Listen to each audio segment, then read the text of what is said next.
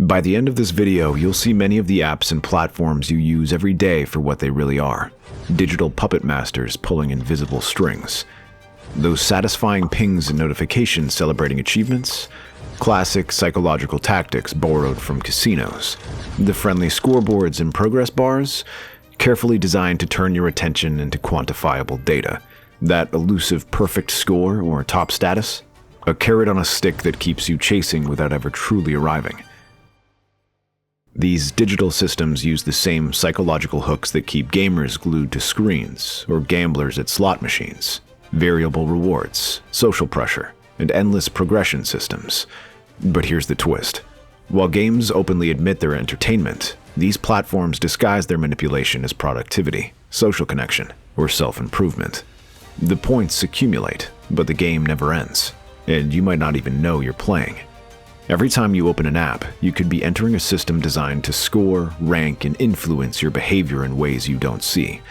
This isn't about accidental engagement. It's a calculated approach, leveraging deep psychological principles to keep you logged in, clicking, and generating value, often for someone else. Every time you open an app, you're being scored. The number isn't based on how well you perform, but how much you engage. Most users scroll, click, and tap without realizing their actions get tallied, ranked, and filed. Your likes, swipes, and screen time have numerical values assigned by algorithms you never see. Consider Duolingo's streak counter and Starbucks reward together. That glowing number marking consecutive lessons feels like an accomplishment, just as collecting stars for free coffee appears rewarding. But both systems serve the platforms more than users. Research shows daily engagement tracking makes behaviors habitual while increasing retention. The green owl celebrating your streak and the gold status tiers exist to create predictable engagement, whether it's language practice or espresso shots when you're 30 stars from the next level. This pattern extends beyond consumer apps. Your bank rates financial behaviors, streaming services grade viewing habits, and productivity tools track focus time. Without checking settings, you might already have hidden scores affecting what promotions you see. These systems tap into core psychological drives. Game designer Yukai Chao identified 8 motivational forces in gamification. Duolingo uses epic meaning in calling, with inspirational messages about learning changing lives, while Starbucks leverages ownership and possession as users feel they've earned their stars. Platforms use these scores to predict behaviors with unsettling precision. Achievement badges make people return for more accolades, and variable rewards exploit dopamine responses like slot machines. The data trains algorithms to push your buttons more effectively. The question isn't whether you're being tracked. That's inevitable online. The issue is who benefits most. When Duolingo's streak encourages daily Spanish practice, both parties win. But when Instagram rewards endless scrolling, only the platform gains. You might assume scores reflect your preferences. In reality, they measure the platform's effectiveness at keeping you engaged. Notification bubbles aren't praise. They're progress reports on manipulation tactics. The numeric displays seem transparent, but calculations remain opaque. You see Starbucks stars, but not your data's worth to brokers. Duolingo shows XP points, but hides how your times compare to averages they sell. This hidden scoring creates invisible hierarchies. 2 LinkedIn users might both check the app daily, but the one with top profile badges gets boosted visibility. Systems treat users differently based on metrics most never realize exist. How many scores shape your digital experience right now?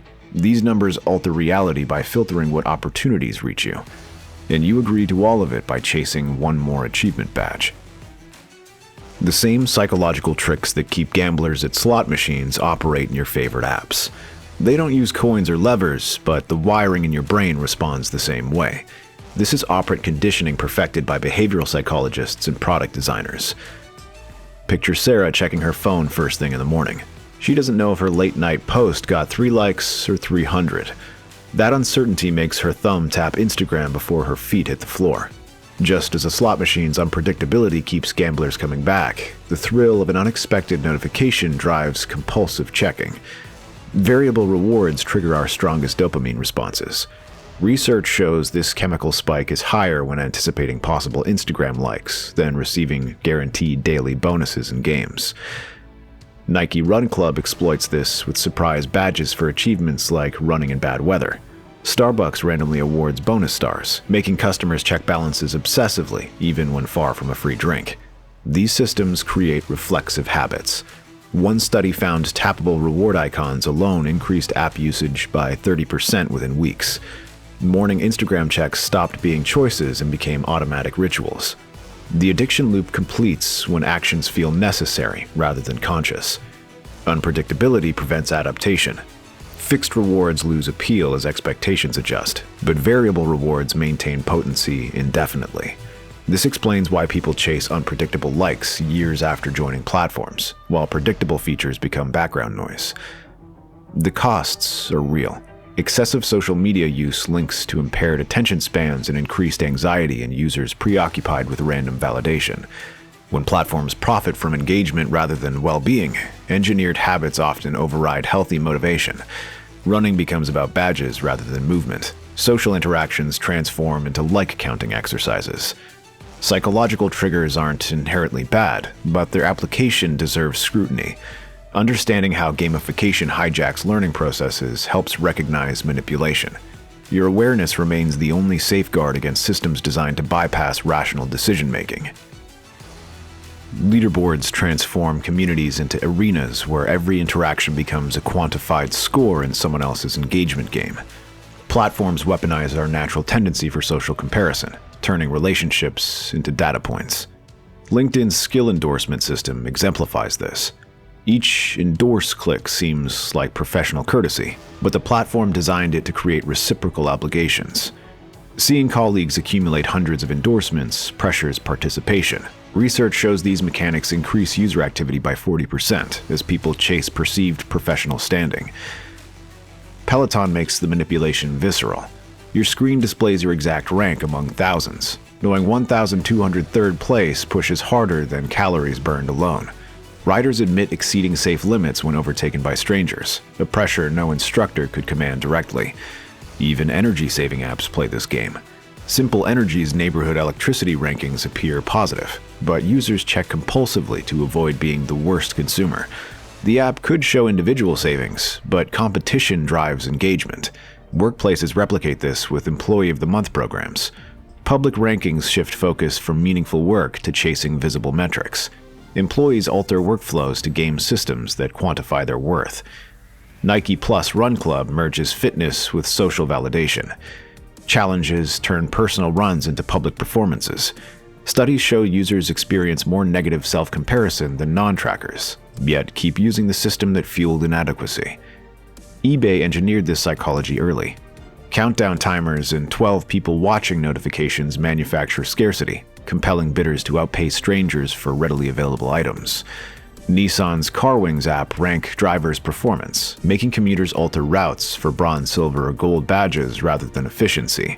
When gamification impacts real-world safety, the stakes escalate. The game is rigged. You see scores, but not the algorithms deciding which comparisons haunt your feed.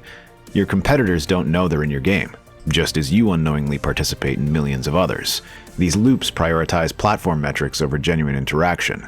LinkedIn's endorsement alerts and fitness app workout notifications aren't about community. They're hooks ensuring you'll return. Stop playing, and your absence becomes another metric for users to surpass. Leaderboards can motivate, but their true function emerges when you ask who profits from your engagement.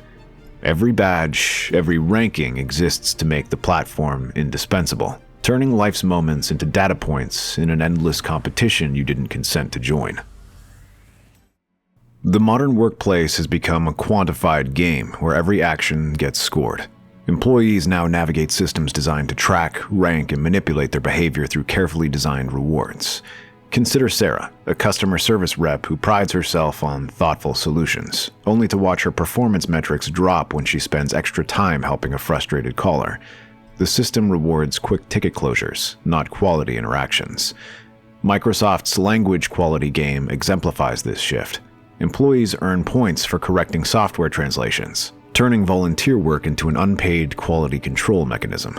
The game didn't develop skills, it extracted free labor under the guise of play. Productivity tracking now scores keystrokes, email response times, and task completion rates. Research shows these systems boost measurable output by 30% while eroding job satisfaction. Warehouse pickers complete on real-time leaderboards, showing packing speeds. Delivery drivers watch performance rates fluctuate with each GPS-tracked stop. The colorful interfaces mask sophisticated surveillance, conditioning workers to chase metrics rather than question the scoring. The psychological manipulation mirrors slot machines. Sales teams get unpredictable bonuses and public recognition to maintain activity levels. Nurses lose the fulfillment of patient care when rewarded for bad turn rates. Studies show people who chose careers for altruistic reasons report lower satisfaction after gamification systems arrive. The rules always favor the company. Employees see rankings, but not the algorithms determining which metrics matter. Management can shift priorities overnight. Customer satisfaction scores get replaced by speed metrics without explanation. No system gamifies unionization efforts or rewards questioning decisions. Monitoring now extends to emotions. Some companies track tone in emails, awarding points for positive sentiment. Others analyze facial expressions during video calls to assess engagement.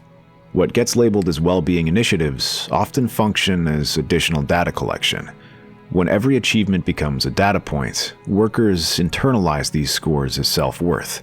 A developer might dismiss creative problem-solving because their code commit metrics are low. The real question isn't whether you're advancing, it's who controls the rules of the game. When everything becomes a game, nothing feels like play. The constant scoring of daily activities changes how we experience them at a fundamental level. What begins as motivational design often ends as psychological manipulation, turning natural human interests into compulsive point-collecting exercises.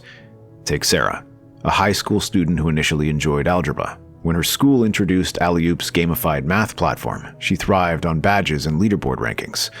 But by semester's end, she could solve equations faster, yet no longer cared about the concepts behind them. The system had trained her to chase rewards, not understanding. This shift happens gradually across all gamified systems.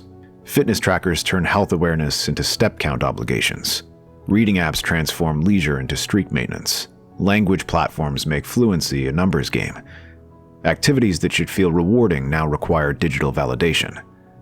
The psychological cost becomes clear when rewards disappear. Studies show student participation plummets when point systems get removed, even among previously motivated learners. External rewards hadn't enhanced their interest, they had replaced it. This explains why gamification works best for activities people already dislike. It provides artificial motivation where natural motivation doesn't exist. Workplace gamification shows similar patterns. Customer service reps chasing call volume rewards provide worse service. Developers optimizing for code commits produce messier work. The metrics create visible achievements at the cost of invisible quality. The most concerning impact might be on children. When everyday activity comes with points, they may never develop intrinsic motivation at all. Research shows children rewarded for drawing eventually draw less spontaneously than those who drew for enjoyment. They learn to ask, "What do I get?" instead of, "Do I enjoy this?" Educational technology offers warnings here. Alley-Oop's platform succeeds when students transition from point chasing to genuine interest. But this outcome is rare. Most gamified systems prioritize sustained engagement over authentic interest, because one benefits the company while the other benefits the user. The danger lies in how these systems reshape our relationship with everyday life. When jogging becomes trophy collection and learning transforms into achievement hunting, we experience activities through scoring mechanisms. The points may motivate temporarily, but they leave lasting changes to how we value our time. The games might end, but their psychological effects linger.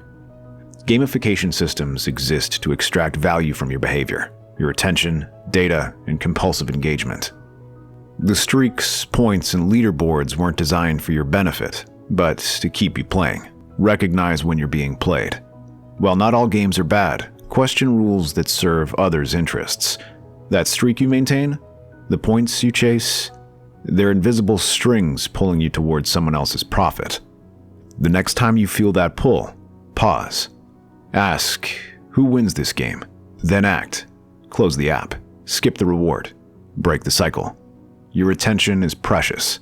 Don't let them turn it into currency.